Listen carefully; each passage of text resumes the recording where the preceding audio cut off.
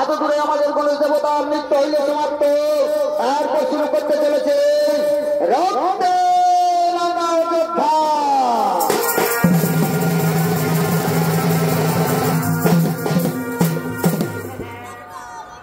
মাননীয় দর্শক মন্ডলী,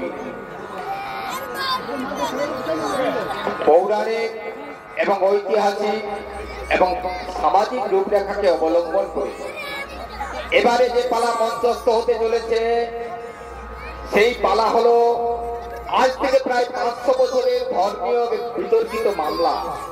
সেই মামলাকে কেন্দ্র করে যে পালা তৈরি করা হয়েছে সেই পালার নাম হলো রক্তে রাঙা অযোধ্যা।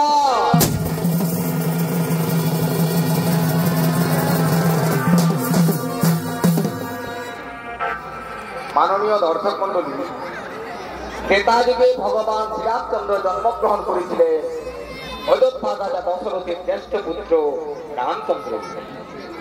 রামচন্দ্রের প্রতিটি গুণে, ধৈর্যে, বীর্যে, সাহসে এবং বীরত্বপনায় সকলেই ভেবে নিয়েছিলেন ইনি সেই গোলক বৈকুণ্ঠপুরীর পূর্ণ ব্রহ্ম নারায়ণ। তাই রামচন্দ্র বহুদিন রাজত্ব করার পর তিনি যখন সরযূ নদীর তীরে তার দেহত্যাগ করলেন তখন অযোধ্যাবাসী সকলেই প্রাণ শূন্য হয়ে পড়লেন। তাই সেই ভগবানকে স্মরণ রাখার জন্য, ভগবানকে ভক্তি ভরে পূজা করার জন্য অযোধ্যাবাসী বহু পরিশ্রম করে, বহু অর্থ ব্যয় করে তারা এক মন্দির নির্মাণ করল। সেই মন্দিরের নামকরণ হলো অযোধ্যা রাম মন্দির। এদিকে ভারতে অবস্থিত মুসলিম সমাজের মনে হিংসা ধরে গেল। তারা ভাবতে লাগলেন এইভাবে যদি হিন্দু ধর্মে বাড়বাড়ন্ত হয় তাহলে মুসলমান ধর্ম ছোট হয়ে যাবে, মুসলমান ধর্মের কোনো অস্তিত্বই থাকবে না।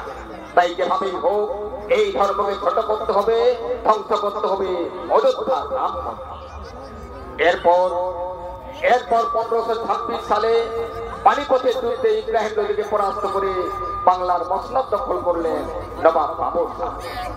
নবাব বাবর শাহ জাতিকে মুসলমান হলেও তার অন্তরে ছিল এক নতুন ভারত গড়ার স্বপ্ন। সেই স্বপ্নে ছিল না কোনো জাতি ভেদাভেদ, ছিল না কোনো উচ্চ নীতি ভেদাভেদ, ছিল সবার উপরে মানুষ সত্য, তাহার উপরে না। কিন্তু তার এই স্বপ্নকে ভেঙে খান খান করে দিল মুসলিম সমাজ এবং সেটাই করে দেখালো রাম জন্মভূমি অযোধ্যার মাটি। রামনবমী পুজোর দিন মহাসাড়ম্বরে যখন মন্দিরে পুজো উৎসব পালিত হচ্ছে, ঠিক সেই সময়ে সশস্ত্র আগ্নেয়াস্ত্র নিয়ে তারা মন্দির আক্রমণ করল। তারপর দাবি করে বসলো এই মন্দির আর মন্দির থাকবে না, এটা হবে আজ থেকে মুসলমানের মসজিদ। হিন্দুরা মেনে নিতে পারলেন না মুসলিমদের এই আচরণ। শুরু হলো এক ভয়াবহ দাঙ্গা। সেই দাঙ্গায় অসংখ্য সাধু সন্ন্যাসীর প্রাণ হলো বলিদান। কারো হাত কেটে, কারো পা কেটে, কারো চোখ ফুটে দিয়ে মন্দিরকে মসজিদ বলে আল্লাহু আকবার, আল্লাহু আকবার বলে তারা ঘোষণা করে দিল। এখানেই শেষ নয়। মন্দিরে পুজো করতে আসা এক নারীর সম্মানকে ছিনিমিনি খেলে মন্দিরকে মসজিদ বলে আল্লাহু আকবার, আল্লাহু আকবার বলে তারা ঘোষণা করে দিল। এরপর এই সংবাদ পৌঁছালো নবাব দরবারে। নবাব সব কথা শোনার পর তিনি উপযুক্ত বিচার করলেন। দোষী সাব্যস্ত ব্যক্তিদের প্রাণদণ্ডে দণ্ডিত করে তিনি প্রমাণ করতে চাইলেন সবার উপরে মানুষ সত্য, তাহার উপরে না। তাই মাননীয় দর্শক মন্ডলী, এই বাস্তব কাহিনী জানার জন্য আমরা যাই রক্তে রাঙা অযোধ্যা।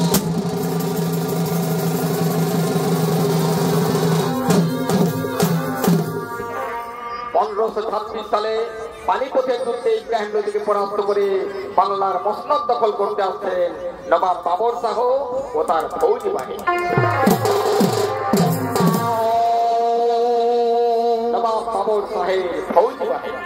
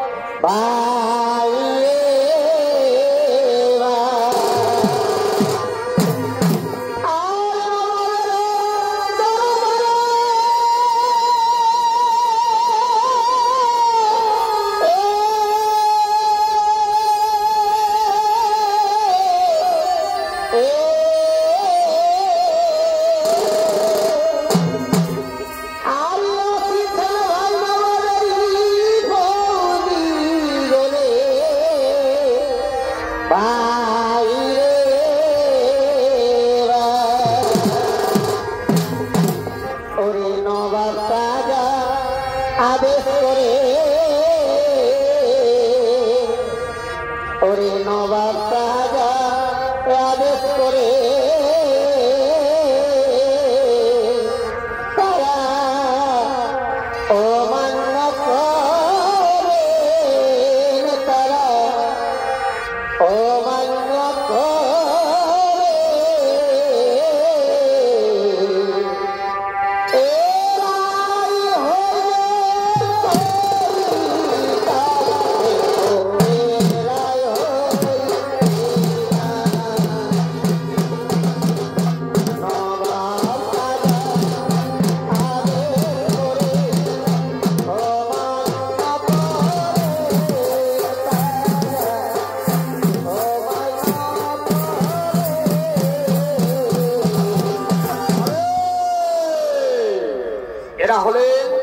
এরা হলেন নবাব বাবর সাহেব ফৌজি বাহিনী। এরা সকলেই মুসলিম সম্প্রদায়ভুক্ত মানুষ। এরা হলেন বাবর সাহেব ফৌজি বাহিনী।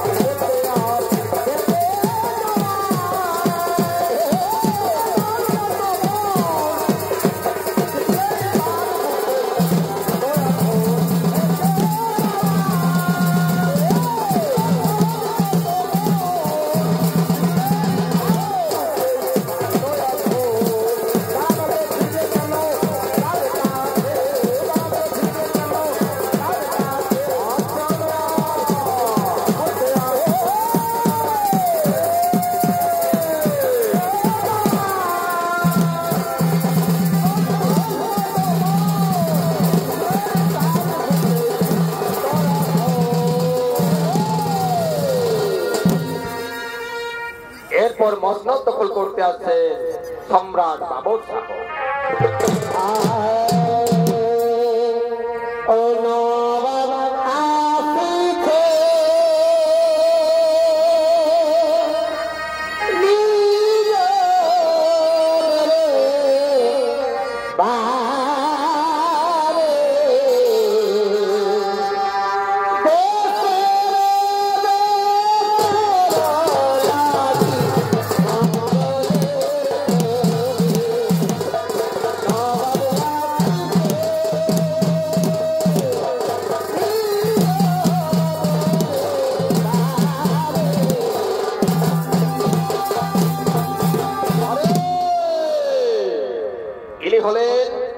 ইনি হলেন মোগল সাম্রাজ্য প্রতিষ্ঠাতা নবাব বাবর শাহ।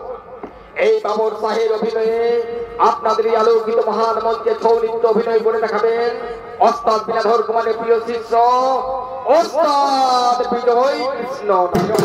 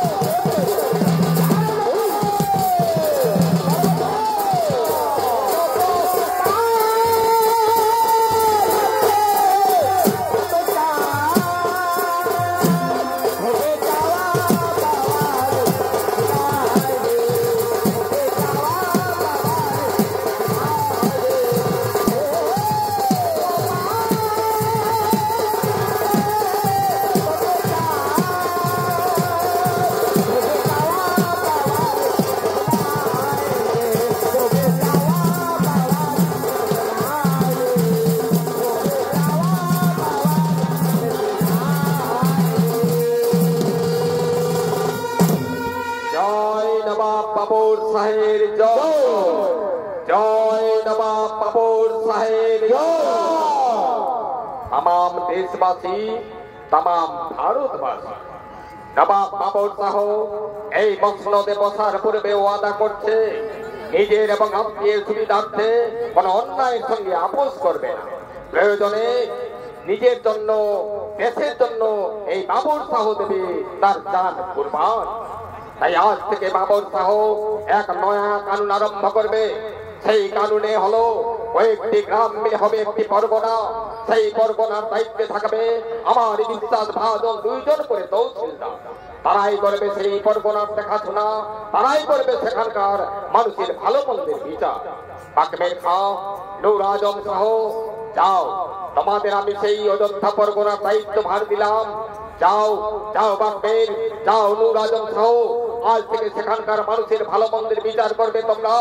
সেখানকার মানুষের সুখ দুঃখের সাথী হবে তোমরা। जो हुकुम जनाब याद रखबे बाकमेर खां, याद रखबे नूर आजम साहो बाबर साहेबेर नया कानून, बाबर साहेब এই নয়া হুকুম।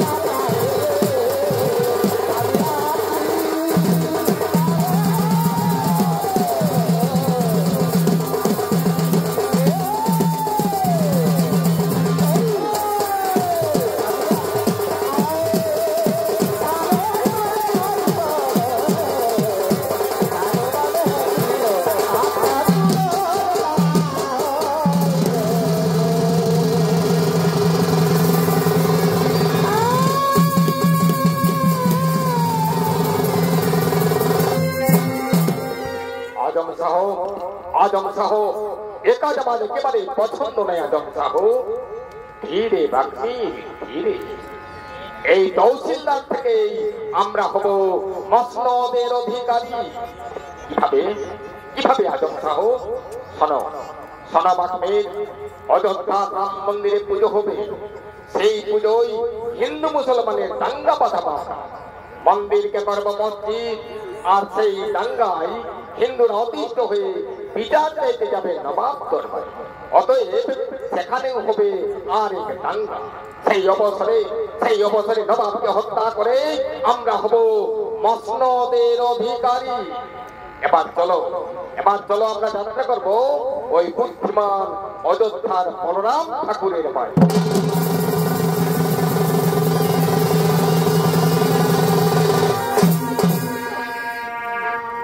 এরপর আসছেন অযোধ্যার বলরাম ঠাকুর, গাড়ু গামছা নিয়ে আসছেন স্নান করার জন্য অযোধ্যার বলরাম ঠাকুর।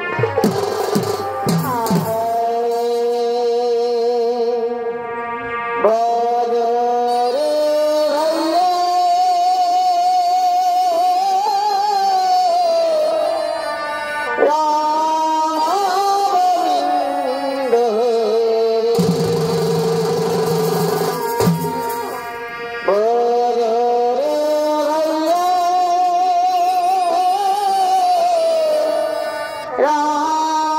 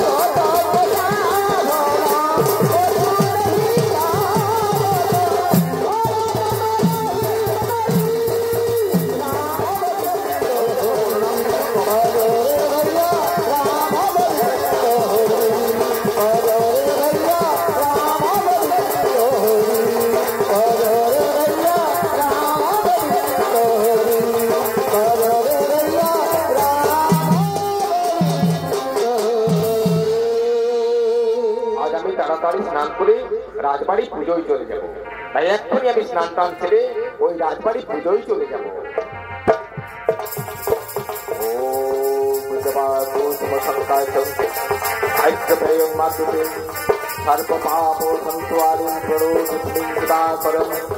ओम नमः ओम नमः ओम श्रीपतिदेवताय नमो नमः।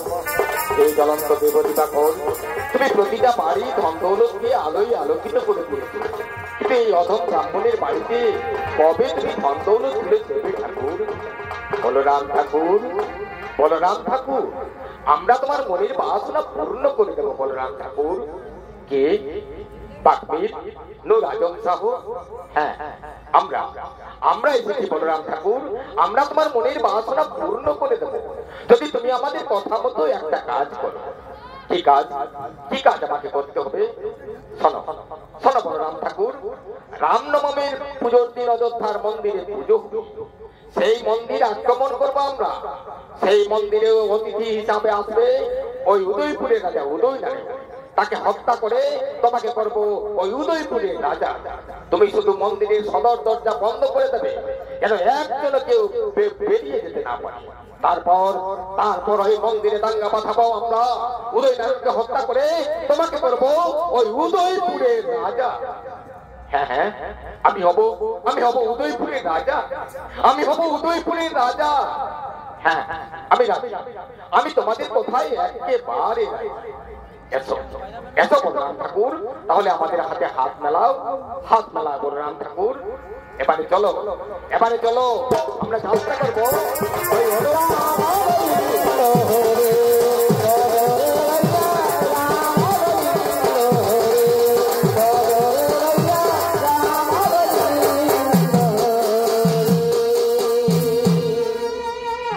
মাননীয় দর্শক মন্ডলী, এরপরে অযোধ্যা রাম মন্দির। আজ ভগবান শ্রীরামচন্দ্রের জন্মদিন, তাই রামনবমী পুজোর মন্দিরে আরতি, সন্ধ্যা আরতি করার জন্য মন্দিরে আগমন করছে অযোধ্যাবাসী গ্রাম্য মহিলারা।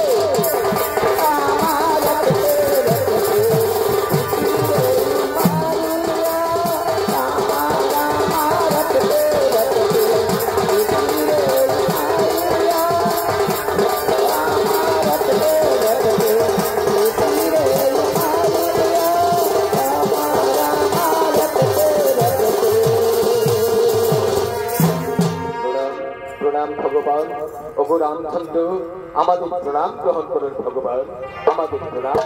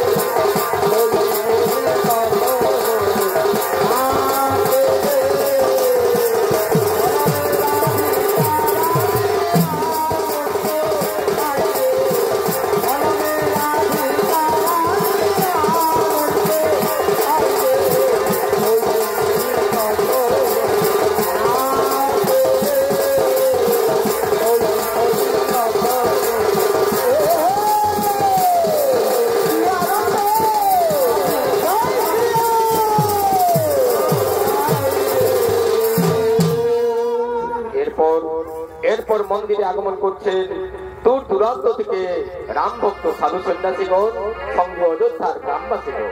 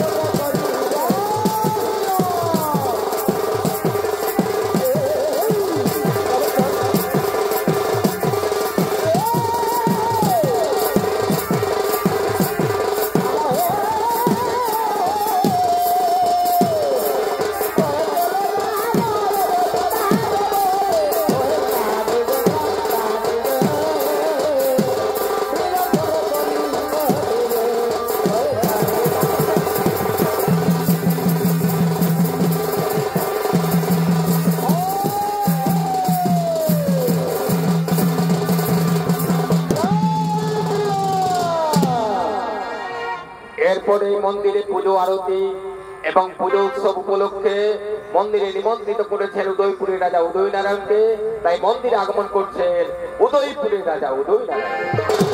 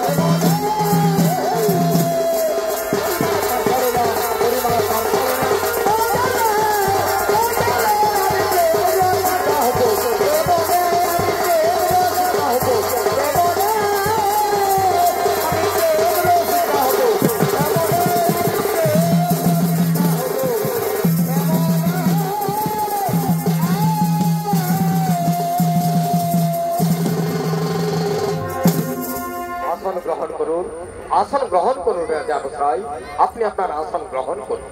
ওগো রাজামশাই, আজ আমাদের পরম আনন্দের দিন, আজ ভগবান রামচন্দ্রের পুজোর দিন। তাই এই পুজো উপলক্ষে এক মন্দিরে আমরা নৃত্যগীতের আয়োজন করেছি।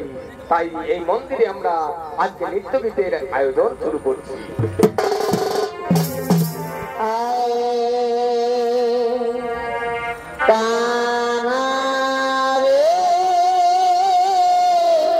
এতক্ষণে করে নৃত্যগীত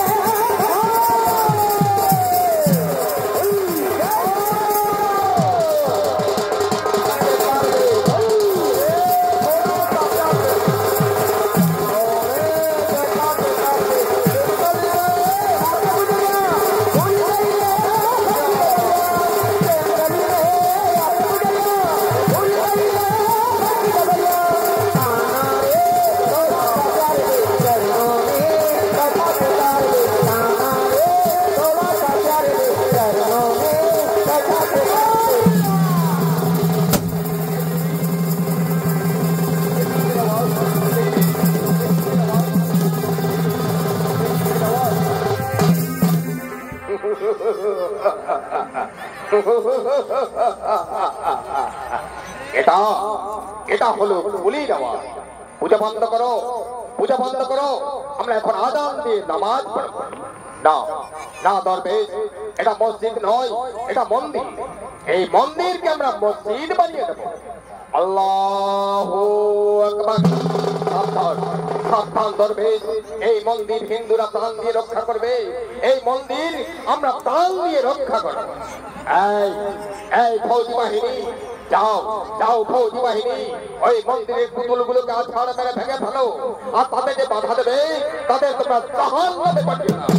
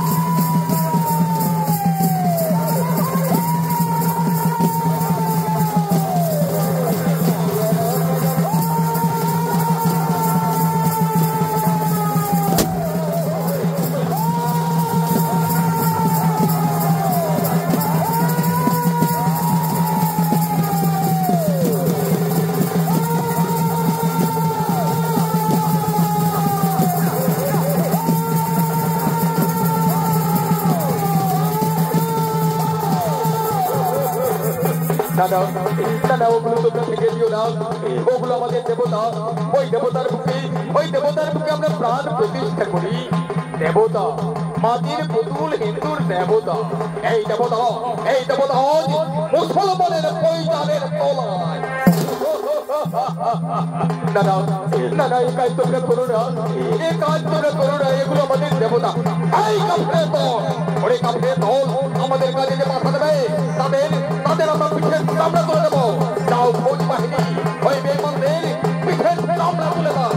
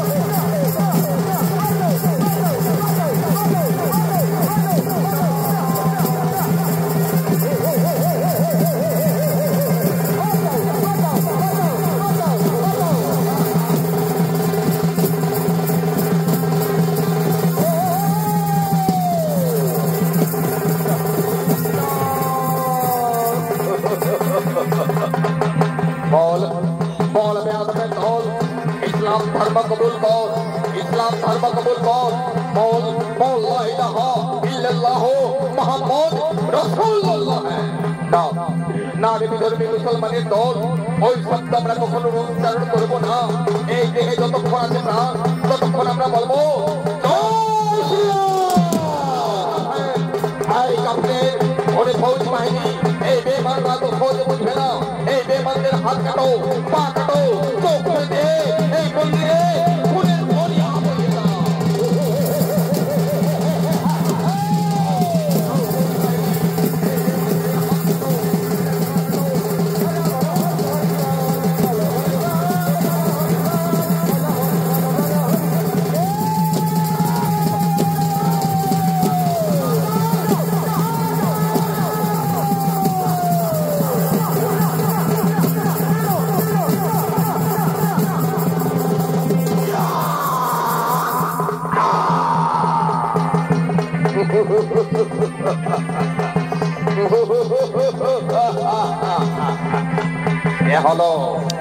এ হলো কাফের হিন্দুর পা।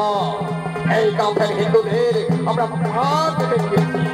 এইবারে কাফেরদের আমরা হাত কেন দেবো? যাও ফৌজ বাহিনী, এদের হাত করে একটু ভাগ করে দাও।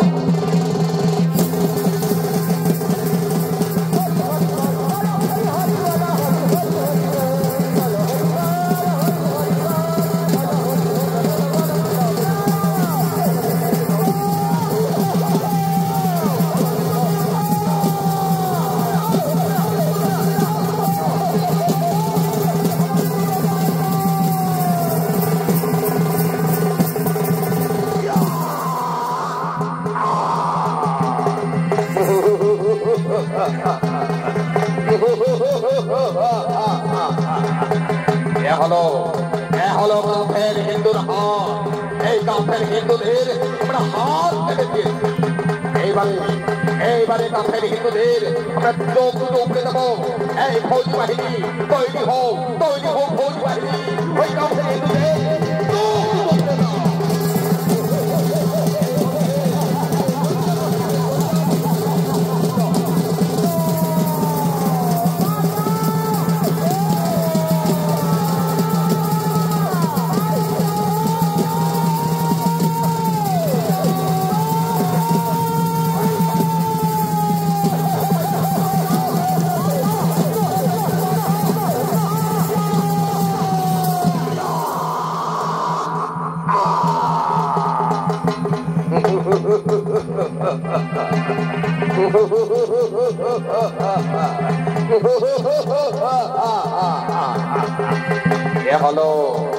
হলো কাফের হিন্দুদের সেই গোল পাকানো চোখ।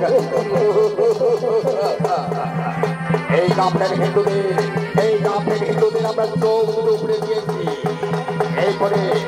এরপরে সেই মন্দিরে কোথায় লুকিয়ে আছে রাজা উদয় নারায়ণ, ওই কাফের আমরা এই মন্দিরে কুরবানি করব।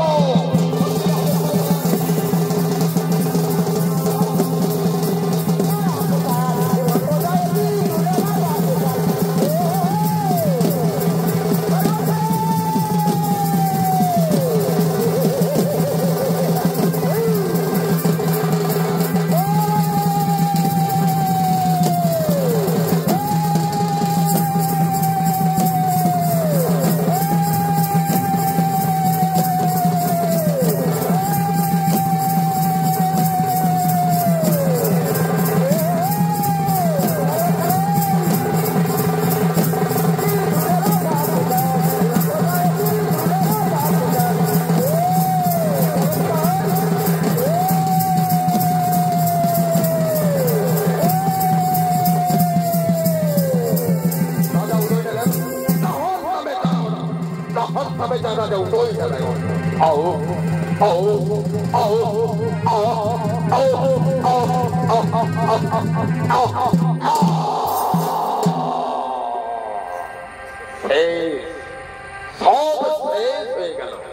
ওই রাজা উদয় নারায়ণকে কাফের রাজা উদয় নারায়ণকে এই মন্দিরে আমরা কুরবানি দিলাম। এরপর আর এই মন্দিরে আর কেউ বেঁচে নেই। এরপরে উদয়পুরের রাজা হবে ওই বলরাম ঠাকুর। আমি হলাম উদয়পুরের রাজা, বাকমির খাঁ নূর আজম শাহ, তোমরা আমাকে উদয়পুরের রাজা করে দিলে, তাই তোমাদের আমি এক পুরস্কার করব। ওই দেখো মন্দিরে লুকিয়ে রয়েছে অপূর্ব সুন্দরী, যাও তাকে তোমরা এবারে উপভোগ করো। এ হলো উদয়পুরের রাজা বলরাম ঠাকুরের উপহার।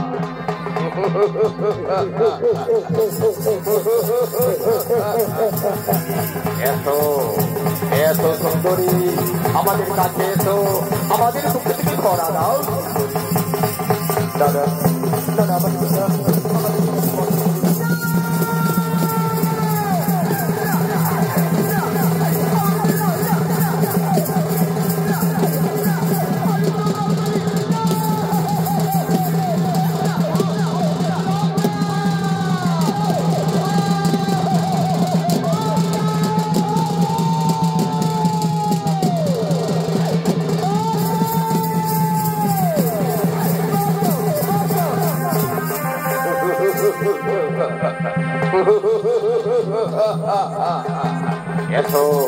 এত সুন্দরী আমার কলিজায় তুমি ছড়া দাও সুন্দরী, আমি তোমাকে আমার বেগম বানাবো।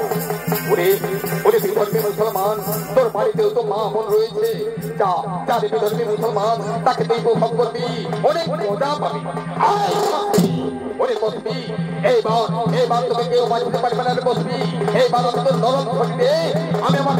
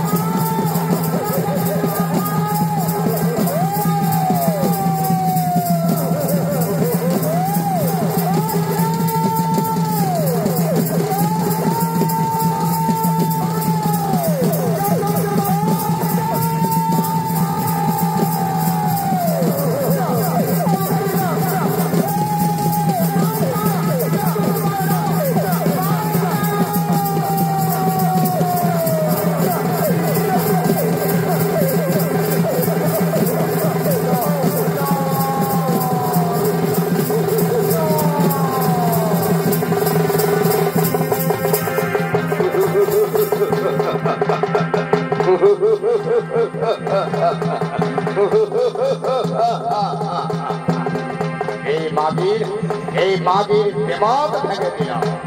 এরপরে মাগির গর্ভে জন্ম হবে এক নামসুরত মুসলমান জওয়ান।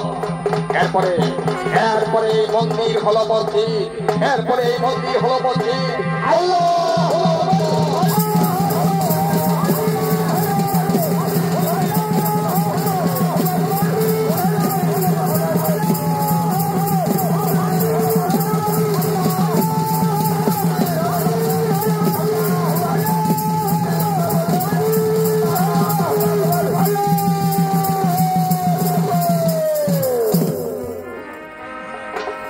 বহিন এটি আমি কোথায় এটি এটি আমার অবস্থা এটি এটি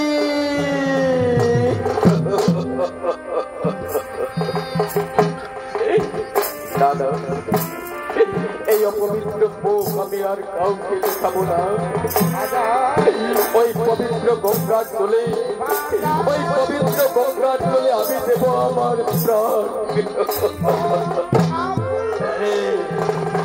দাঁড়াও দাঁড়াও বহিন এই বাবর সাহেব পুত্র হুমায়ুনের চোখের সামনে কোন মা বহিনের প্রাণ নষ্ট হইবে না এটি আবার এসেছো আবার বুঝি তোমরা মন্দিরে দাঙ্গা বাঁধাবে আবার মন্দিরে বুঝি তোমরা খুন করবে আবার বুঝি আমার সম্মান নিয়ে তোমরা ছিনে ছিনে খেলতে চাও না না রে বহিন না দুনিয়ার সব মুসলমান বেঈমান নয় রে বহিন আমি তোর ভাইজান আর তুই আমার হিন্দু বহিন এগিয়ে রে বহিন কে করেছে তোর এই অবস্থা ওগো ভাইজান শুধু আমার অবস্থা নয় ভাইজান ওই দেখো ভাইজান এই মন্দিরে কি অবস্থা করেছে তারা ও ও ও अफसोस बहुत बहुत अरे এদিকে এসো ভাইজান এইদিকে যাও ভাইজান কেমন ভাবে সাধু সন্ন্যাসীদের প্রাণ নিয়েছে তারা ও খোদা তাআলা অপূর্ব তোমার বিচার খোদা তাআলা অপূর্ব তোমার বিচার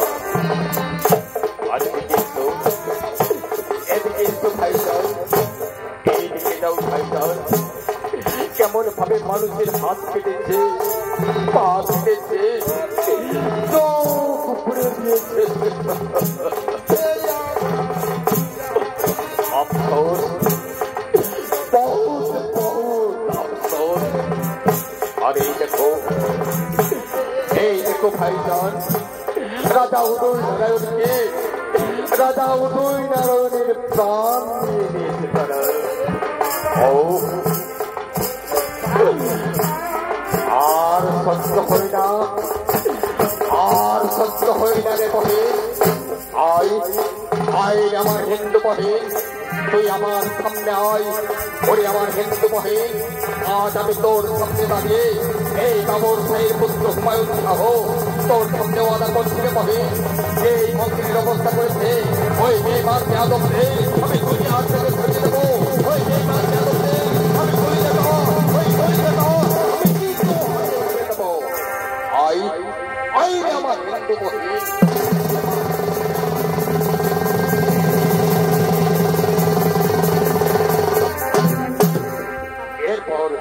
এরপর বেশ কিছুদিন অতিক্রান্ত হওয়ার পর পুনরায় রাজ দরবার বসতে চলেছে রাজ দরবার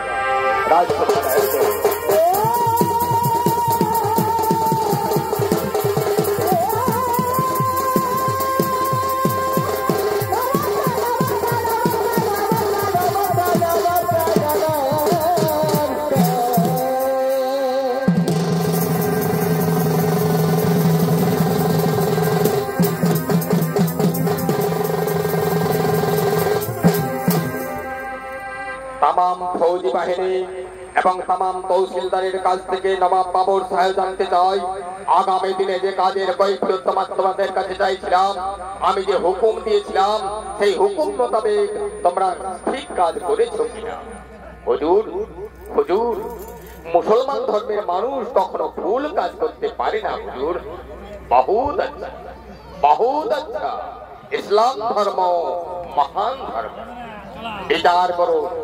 বিচার করুন বাপজান বিচার করো আমার হিন্দু বাহিনীর বিচার করো तमाम ইসলাম ধর্ম মহান ধর্ম না না জনাব না ইসলাম ধর্ম মহান ধর্ম নয় জনাব যে ধর্মীয় মানুষ মন্দিরে বিগ্রহ ভেঙে চুরমার করে দেয়, হাজার হাজার মানুষের খুনে রক্তের বন্যা বইয়ে দেয়, এমনকি আমার সম্মান নিয়ে, এক নারীর সম্মান নিয়ে যে ধর্মীয় মানুষ ছিনিমিনি খেলতে পারে, সেই ধর্ম কোনোদিন মহান ধর্ম হতে পারে না জনাব। বেটা হুমায়ুন এই হিন্দু বেটি যা বলছে তাকে সত্যি সত্যি বাপজন আমি আমার আগ দিয়ে দেখেছি এই ভয়াবহ হত্যাকাণ্ড। কিন্তু কে সেই বেয়াদব, ওই বেয়াদবকে আমি জিন্নাত কুরবানি দেব। জনাব আপনারই বিশ্বস্ত বাকমির খাঁ নূর আজম সাহ আর সঙ্গে ছিল অযোধ্যার বলরাম। বাকমের খাঁ বীর মোহাম্মদ নূর আজম সাহ এই হিন্দু বেটি যা বলছে তাকে সত্যি হুজুর।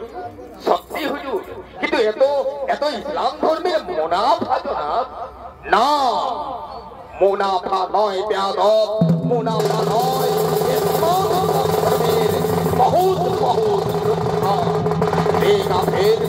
ইসলাম ধর্মীকে তোমরা নাশ করতে যাও। মন্দিরকে মসজিদ করে ইসলাম ধর্মের মুনাফা হয় না, কিন্তু রক্ত নিয়ে ইসলাম ধর্মের মুনাফা হয় না।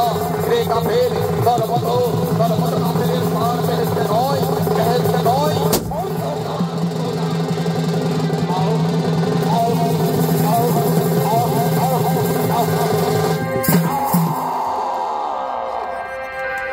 পীর মোহাম্মদ নূর আজম সাহ, ইসলাম ধর্মগুরু পীর মোহাম্মদ নূর আজম সাহ, আমি তোমার কাছে জানতে চাই, ইসলাম ধর্মের মুনাফা করতে হলে হিন্দু রক্ত নিয়ে মুনাফা হয় না, মন্দিরকে মসজিদ করে ইসলাম ধর্মের মুনাফা হয় না। সেই কাফের তোর মতো কাফেরের ভার বেহেশতে নয়, অন্ধকার মোটাচ্ছে।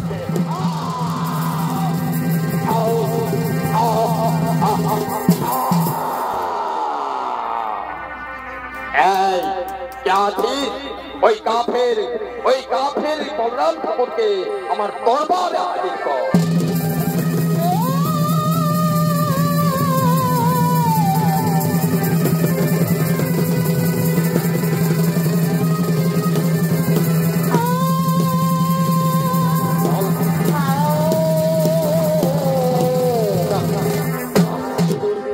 আমাকে ক্ষমা করে দিন, আমাকে মাফ করে দিন হুজুর, এবারের মতো আমাকে মাফ করে দিন হুজুর। মাফ চাইছিস রে কাফের। হিন্দু হয়ে হিন্দুর মন্দির ধ্বংস করতে চাস তুই, হিন্দু হয়ে অসংখ্য মানুষের খুন করেছিস তুই, হিন্দু হয়ে হিন্দু বেটির সম্মান নষ্ট করেছিস তুই।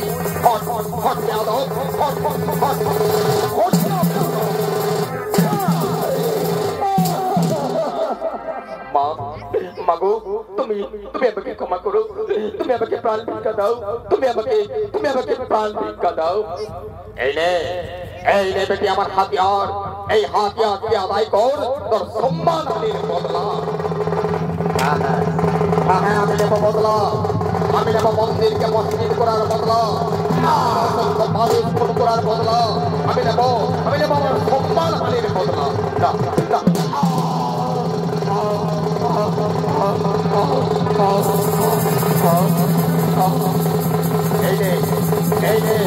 এই নে অসংখ্য মানুষ খুন করার